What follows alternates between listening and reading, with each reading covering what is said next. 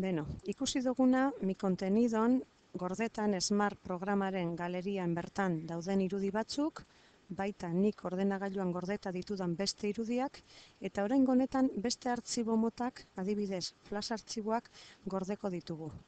Honek SWF ekstensioa dutenak dira. Nik ordenagailuan batzuk deskargeta ditut eta hasiko gara, adibidez. Insertar, artxibo flash. Ruta emonda, adibidez, aukeratuko dut, hau, batuketak.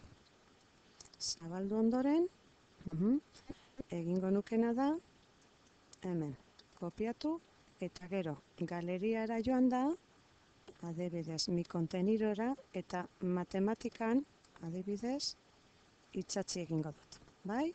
Baina kasu honetan, imagenesen edo irudietan gehitu beharrean sortu egin dau beste atal bat, interaktiba y multimedia. Berriro egingo dugu, gehituko dugu orrialde bat eta egingo dugu prozesu guztia berriro. Insertar, artxibo flash eta kasu honetan, adibidez, recta perpendikular. Zabaldu egingo dut eta hemen azaltzen dozkue zelan egiten den, bai? Hemen edukiko genduke azalpentso praktikot bat. Ikusi ondoren ia egokia dan, kopiatu eta gorde egingo genduke. Bueno, kasu honetan, kopiatuko dugu eta hemen matematikan gorde egingo dugu. Eta orain ere, bigarrena gehitu da. Berriro egingo dugu, eta insertar, artxibo flash. Kasu honetan, hemen daukat bat, tangram deitzen dena, ezta? Bueno, zabalduko dut, eta egingo duguna da, mi kontenidoan bertan, beste karpeta bat sortu, tangram.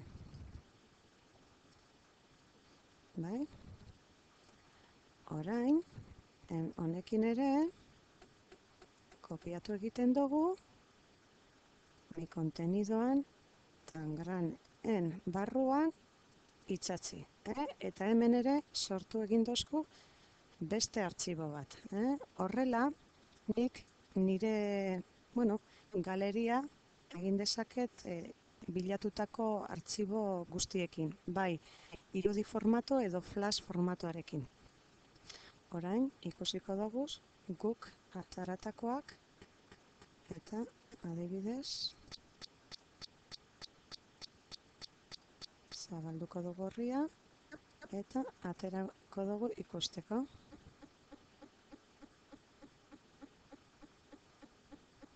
Bale. Beste horri batetan, adibidez, bigarren hau, eta hau da, gehiketak egiteko balio duen. Amaitzeko, egingo dugu beste azken bat. Artxibo flash, eta adibidez, diametro, definición de diametro de una. Hemen deko azalpentso bat, egokia bada, gorde egingo dugu, hor da kopiar, eta matematikan bertan, itsatsi egingo dugu, orain iruditugu.